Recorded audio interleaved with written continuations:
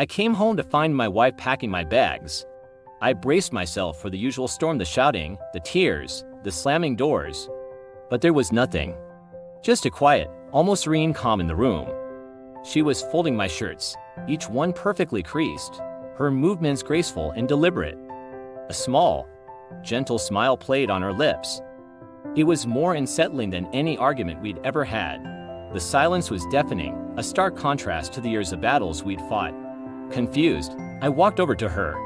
I had to know what was going on. I asked her, "Don't you even care anymore?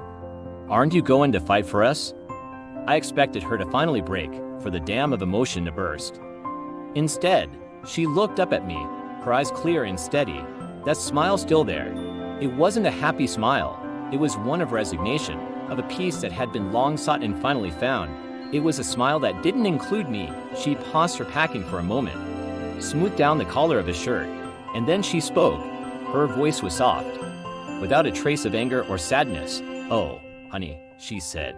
"I stopped fighting months ago," and with those words, a cold dread washed over me. I finally understood. I had been so caught up in the noise, in winning the arguments, that I never noticed when she had quietly surrendered. I had mistaken her silence for peace, her calmness for consent, but it wasn't. It was the end. She continued folding, each piece of clothing a final, gentle goodbye. The fight hadn't ended today, it had ended long ago. I was just the last one to realize the war was over. I had won all the battles, but in doing so, I had lost everything. The silence wasn't the calm before the storm, it was the quiet after. It was the sound of her finally letting go.